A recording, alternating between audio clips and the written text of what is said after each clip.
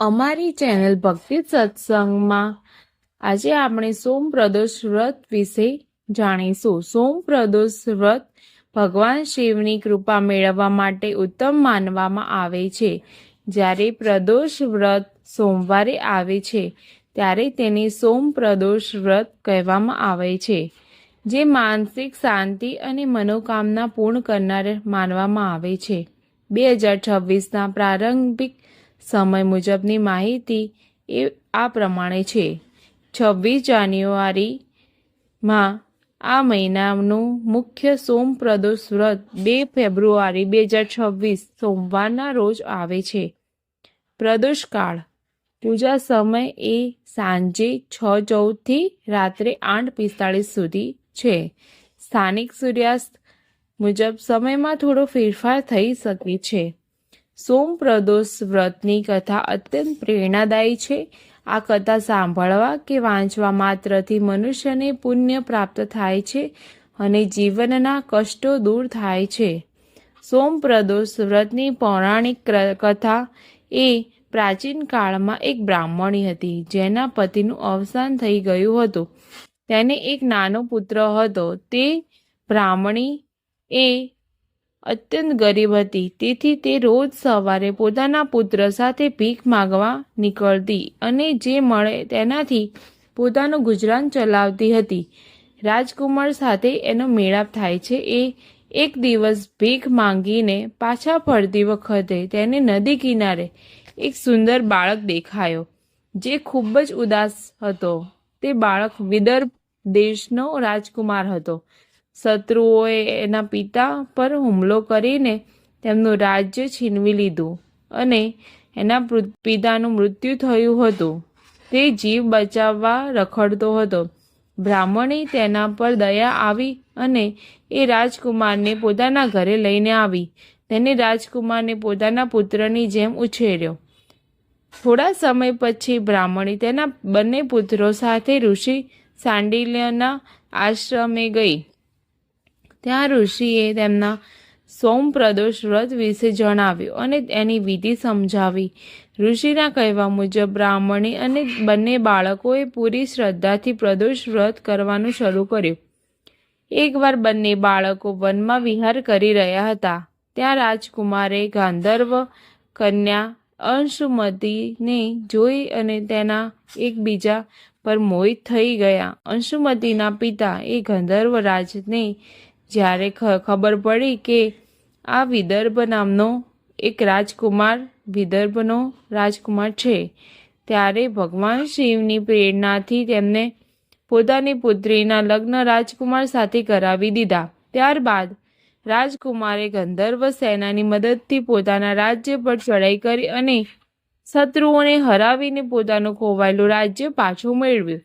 તેને બ્રાહ્મણીના પુત્રને પોતાનો મંત્રી બનાવ્યો અને બ્રાહ્મણીને માતા સમાન સન્માન આપી રાજમહેલમાં સ્થાન આપ્યું। બ્રાહ્મણીએ કરેલા સોમ પ્રદોષ વ્રતના પ્રભાવથી તેની ગરીબી દૂર થઈ અને રાજકુમારને તેનું રાજ્ય પાછું મળ્યું।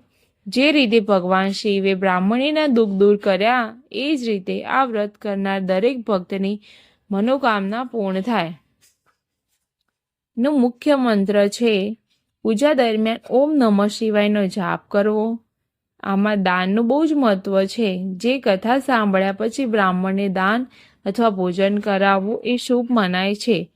શું તમે સોમ પ્રદોષ વ્રતના દરમિયાન ભગવાન શિવને અર્પણ કરવામાં આવતા પ્રસાદ અને તે દિવસે રાખવાની સાવધાનીઓ વિશેની માહિતી એ આપું છું। ભગવાન શિવને પ્રિય પ્રસાદ સોમ પ્રદોષના દિવસે સફેદ રંગની વસ્તુઓનું વિશેષ મહત્વ છે, કારણ કે સોમવાર અને ચંદ્ર બંને સફેદ રંગ સાથે જોડાયેલા છે। એનું પંચામૃત બનાવવામાં આવે છે, જે દૂધ, દહીં, ઘી, મધ અને સાકરનું મિશ્રણ શિવજીને સૌથી વધુ પ્રિય છે। પંચામૃત સફેદ મીઠાઈ, ગાયના દૂધની ખીર, બરફી અથવા માવાની મીઠાઈનો ભોગ લગાવી શકાય છે। ફળ મોસંબીનું ફળ જે અર્પણ કરી શકાય છે, પરંતુ કેળું અને સફરજન એ સૌથી સર્વોત્તમ ગણાય છે।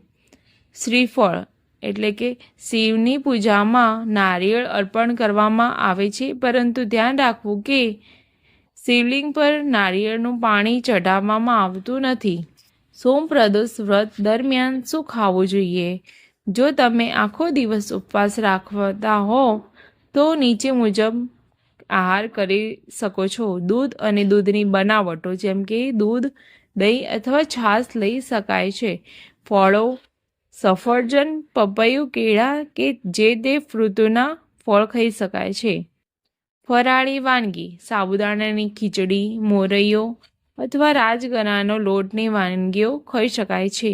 મીઠું, બને ત્યાં સુધી સાદા મીઠાને બદલે સિંધવ મીઠું વાપરવું એ જરૂરી છે. ધ્યાનમાં રાખવાની મહત્વની બાબતો. પૂજાનો સમય, પ્રદોષ વ્રતની મુખ્ય પૂજા હંમેશા સૂર્યાસ્તના 45 મિનિટ પહેલાં અને 45 મિનિટ પછી દરમિયાન કરવી જોઈએ. વસ્તુઓ જે ન ચઢાવવી, શિવજીની પૂજામાં ક્યારેય તુલસીના પાન, હળદર કે કેતુકીનું ફૂલ ન વાપરવું. દાન, વ્રતના દિવસે સફેદ વસ્તુઓ જેમ કે ચોખા, દૂધ કે ખાંડનું દાન કરવું અત્યંત શુભ માનવામાં આવે છે. સોમપ્રદોષ વ્રતના મહિમા શાસ્ત્રોમાં અપાર બતાવવામાં આવ્યો છે. આ વ્રત માત્ર ધાર્મિક વિધિ નહીં પણ શારીરિક અને માનસિક શુદ્ધિનો માર્ગ પણ છે. સોમપ્રદોષ વ્રતનો વિશેષ મહિમા. સોમવાર એ ચંદ્રગ્રહણનો દિવસ છે અને મહાદેવની ચંદ્રશેખર જેમણે મસ્તક પર ચંદ્ર ધારણ કર્યો છે એમ કહેવામાં આવે છે. તેથી આ દિવસે પ્રદોષ વ્રત આવવાથી તેનું ફળ અનેક ગણું વધી જાય છે. માનસિક શાંતિ અને ચંદ્રદોષનું નિવારણ. જે વ્યક્તિની કુંડળીમાં ચંદ્ર નબળો હોય અથવા માનસિક અશાંતિ રહેતી હોય તેમના માટે સોમપ્રદોષ વ્રત એ રામબાણ ઇલાજ છે. આ વ્રત કરવાથી મન શાંત થાય છે અને ઈચ્છા શક્તિ મુજબ મજબૂત બને છે. આરોગ્ય અને આયુષ્ય. મહામૃત્યુંજય સ્વરૂપ શિવની પૂજા થતી હોવાથી આ વ્રત કરનારને વ્યક્તિએ ગંભીર બીમારીઓથી મુક્તિ મળે છે અને અકાળ મૃત્યુનો ભય દૂર થાય છે. દરિદ્રતાનું નિવારણ. કથામાં જોયું તેમ ગરીબ બ્રાહ્મણીને આ વ્રતથી વૈભવ મળ્યો અને આર્થિક તંગી અનુભવતા લોકો જો શ્રદ્ધાપૂર્વક આ વ્રત કરે તો તેમના ઘરમાં લક્ષ્મીનો વાસ થાય છે. મહત્વના પાસાઓ. જે મહત્વનું મળતું ફળ. આધ્યાત્મિક પાપોનો નાશ અને મોક્ષની પ્રાપ્તિ. પારિવારિક સંતાન સુખ અને દાંપત્ય જીવનમાં મધુરતા. સામાજિક માન સન્માન અને પદ પ્રતિષ્ઠામાં વધારો. શું તમે જાણવા માંગો છો કે આ વ્રત દરમિયાન કયા મંત્રોનો જાપ કરવાથી વિશેષ ફળ મળે છે? સોમપ્રદોષના દિવસે મંત્રોનો જાપ કરવાથી પૂજાનું ફળ 100 ગણું વધી જાય છે. ભગવાન શિવને પ્રસન્ન કરવા માટે તમે નીચેમાંથી કોઈ પણ મંત્રનો જાપ કરી શકો છો. 1. મનોકામના પૂર્તિ માટે મૂળ મંત્ર. સૌથી સરળ અને શક્તિશાળી મંત્ર ઓમ નમઃ શિવાય. ઓમ નમઃ શિવાય મંત્રનો જાપ 108 વાર તેનો જાપ કરવાથી માનસિક શાંતિ મળે છે. આરોગ્ય અને રક્ષણ માટે મહામૃત્યુંજય મંત્ર. જો કોઈ બીમારી હોય કે અકાળ મૃત્યુનો ભય હોય તો આ મંત્ર સર્વોત્તમ છે. ઓમ ત્ર્યંબકમ યજામહે સુગંધિમ પુષ્ટિવર્ધનમ ઉર્વારુકમિવ બંધનામ મૃત્યુ મોક્ષીમ અમૃતમ. ચંદ્ર દોષ અને માનસિક શાંતિ માટે સોમવાર હોવાથી ચંદ્રના આ મંત્રનો જાપ કરવાથી માનસિક તણાવ દૂર થાય છે. ઓમ શ્રોમ શ્રીમ શ્રોમ સહ ચંદ્રમસે નમઃ. મંત્ર જાપ કરવાની સાચી રીત. માળા. શિવજીના મંત્રો માટે રુદ્રાક્ષની માળા શ્રેષ્ઠ ગણાય છે. દિશા. પૂજા કરતી વખતે તમારું મુખ પૂર્વ અથવા ઉત્તર દિશામાં હોવું જોઈએ. સમય. પ્રદોષ કાળમાં એટલે કે સાંજે દીવો પ્રગટાવીને શાંતિથી બેસીને જાપ કરવા. એક ખાસ ઉપાય. સોમપ્રદોષના દિવસે જાપ કરતી વખતે શિવલિંગ પર જળાભિષેક કરવો અને તેમાં થોડું કાચું દૂધ ઉમેરવું. આનાથી ભગવાન ભોળાનાથ જલ્દી પ્રસન્ન થાય છે. શું તમે આ પૂજા માટે જરૂરી સામગ્રીનું જે તમારી પૂજામાં કોઈ કમી ન રહે એ માટે સોમ પ્રદોષની પૂજા માટેની સામગ્રી તૈયાર રાખવાની પૂજા શાંતિપૂર્વક સંપન્ન થાય છે. સોમ પ્રદોષની પૂજા માટેની સામગ્રી તૈયાર રાખવાથી પૂજા શાંતિપૂર્વક સંપન્ન થાય છે, જેમાં પૂજા સામગ્રી એ એક અભિષેક માટે શુદ્ધ જળ, ગંગાજળ મિશ્રિત કાચું દૂધ ગાયનું હોય તો ઉત્તમ, દહીં, ઘી, મધ અને સાકર પંચામૃત બનાવવા માટે વપરાય છે. 2. પૂજાના મુખ્ય દ્રવ્યો: બીલીપત્ર ઓછામાં ઓછા 3 કે 11 જે અખંડિત હોવા જોઈએ અને ફાટેલા ન હોવા જોઈએ. સફેદ ચંદન અથવા અષ્ટગંધ. અક્ષત આખા ચોખા જે તૂટેલા ન હોવા જોઈએ. ભસ્મ મહાદેવને અત્યંત પ્રિય છે. ધતુરો અને આકડાના ફૂલ, સફેદ ફૂલ. દીપ ધૂપ માટે ગાયનું શુદ્ધ ઘી, રૂની વાટ, અગરબત્તી અથવા ધૂપ. અન્ય સામગ્રી: જનેઉ યજ્ઞોપવિત હોવી જોઈએ. સફેદ વસ્ત્ર જે ભગવાનને અર્પણ કરવા અથવા મૂર્તિ પાસે રાખવા માટે. પાન, સોપારી અને ઇલાયચી. નૈવેદ્ય ખીર અથવા કોઈ પણ સફેદ મીઠાઈ કરી શકાય છે. પૂજાની ટૂંકી વિધિ: જે પૂજાના સ્થાનને સાફ કરી ચોકી એટલે કે બાજટ પર શિવ પરિવારની સ્થાપના કરો. સૌથી પહેલાં ગણેશજીની પૂજા કરો. ત્યારબાદ શિવલિંગ પર જલ અને પંચામૃતથી અભિષેક કરો. ચંદનથી તિલક કરી બીલીપત્ર અને ફૂલ ચઢાવો. દીવો પ્રગટાવી પ્રદોષ વ્રતની કથા વાંચો અથવા સાંભળો. અંતમાં શિવની આરતી કરી ક્ષમા યાચના કરો. એક ખાસ વાત: જો તમારી પાસે આ બધી સામગ્રી ન હોય તો માત્ર એક લોટો જળ અને એક બીલીપત્ર પણ પૂરી શ્રદ્ધાથી ચઢાવશો તો ભોળાનાથ પ્રસન્ન થઈ જશે. શું તમે જાણવા માંગો છો કે આ દિવસે કયા કાર્યો ભૂલથી પણ ન કરવા જોઈએ? સોમ પ્રદોષ વ્રત અત્યંત પવિત્ર છે, તેથી આ દિવસે અમુક બાબતોનું ધ્યાન રાખવું એ ખૂબ જ જરૂરી છે, જેથી વ્રતનું સંપૂર્ણ ફળ મળે. શાસ્ત્રો મુજબ આ નીચે મુજબ જે કાર્યો છે એ ન કરવા જોઈએ. સોમ પ્રદોષના દિવસે આહાર સંબંધી એક સાવધાની છે, જેમાં તામસિક ભોજન.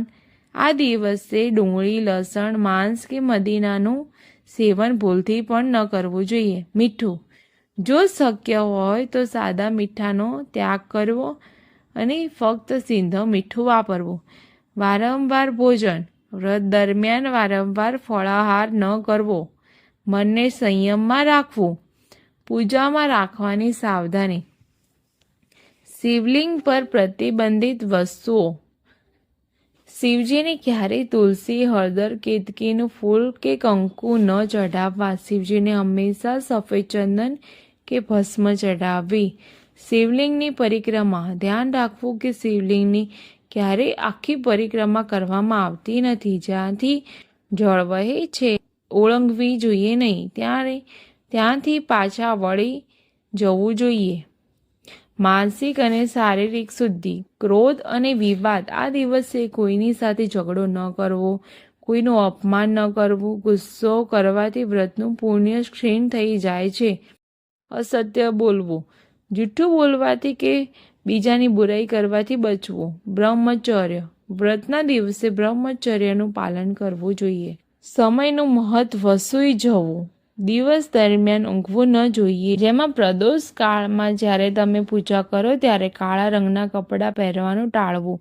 સફેદ અથવા આછા રંગના સ્વચ્છ કપડાં પહેરવા સૌથી ઉત્તમ છે. સોમ પ્રદોષ વ્રતના પારણા કરવાથી પણ એક ચોક્કસ રીત છે જેથી પૂજાનું ફળ પ્રાપ્ત થાય છે. પ્રદોષ વ્રત સામાન્ય રીતે બીજા દિવસે સવારે ખોલવામાં આવે છે. પારણા કરવાની સાચી રીત: બીજા દિવસે સ્નાન કરીને વ્રતના બીજા દિવસે વહેલા ઉઠીને સ્નાન કરી સ્વચ્છ વસ્ત્રો પહેરવા જોઈએ. શિવ પૂજા. સૌ પ્રથમ ભગવાન શિવને પ્રણામ કરી દીવો પ્રગટાવવો અને રાત્રિ દરમિયાન કોઈ ભૂલ થઈ હોય તો તેની ક્ષમા માંગવી. દાનનું મહત્વ. પારણા કરતાં પહેલાં કોઈ બ્રાહ્મણ અથવા જરૂરિયાતમંદ વ્યક્તિને ભોજન કરાવવું અથવા અનાજ એમાં ચોખા, લોટ કે દાળ અને યથાશક્તિ દાન આપવું. સોમપ્રદોષ હોવાથી સફેદ વસ્તુ ખાંડ કે દૂધનું દાન શ્રેષ્ઠ છે. સૂર્યદેવને જળ. સૂર્યનારાયણને જળ અર્પણ કર્યા પછી જ ભોજન કરવું જોઈએ. પારણામાં શું ખાવું? પારણા હંમેશા હળવા ભોજનથી કરવા જોઈએ. જો તમે સોમવારનું વ્રત કર્યું હોય તો ચોખાની ખીર અથવા સાદો સાત્વિક ખોરાક લેવો. ભોજનમાં ડુંગળી કે લસણનો ઉપયોગ તે દિવસે ન કરવો. એક મહત્વની વાત. ઘણા લોકો પ્રદોષ કાળની પૂજા કરીને રાત્રે ભોજન લેતા હોય છે, પરંતુ શાસ્ત્રો અનુસાર વ્રતનો વિધિવત અંત બીજા દિવસે સૂર્યોદય પછી જ થાય છે. જો તમારી તબિયત નરમ હોય તો તમે રાત્રે શિવ પૂજા કરીને ફળાહાર કરી શકો છો. સોમપ્રદોષ વ્રતના ચોક્કસ ફળો. માનસિક શાંતિ. જેમને અનિદ્રા, બેચેની કે અતિશય વિચારો આવતા હોય તેમને આ વ્રત માનસિક શાંતિ મળે છે. સંતાન સુખ. જે દંપતીઓને સંતાન પ્રાપ્તિમાં અવરોધ આવતા હોય એમના માટે સોમપ્રદોષનું વ્રત વરદાન સમાન છે. રોગ મુક્તિ. જો પરિવારમાં કોઈ લાંબા સમયથી બીમાર હોય તો તેમના નામે આ દિવસે શિવલિંગ પર દૂધમાં કાળા તલ નાખીને અભિષેક કરવાથી સ્વાસ્થ્યમાં સુધારો થાય છે. લગ્ન જીવનમાં માધુર્ય. પતિ પત્નીના વચ્ચેના કલેશ દૂર થાય છે અને પ્રેમ વધે છે. કાર્યમાં સફળતા. અટકેલા સરકારી કામો કે સંપત્તિના વિવાદોમાં સફળતા મેળવવા માટે આ વ્રત ઉત્તમ ફળદાયી છે. જય શ્રી કૃષ્ણ.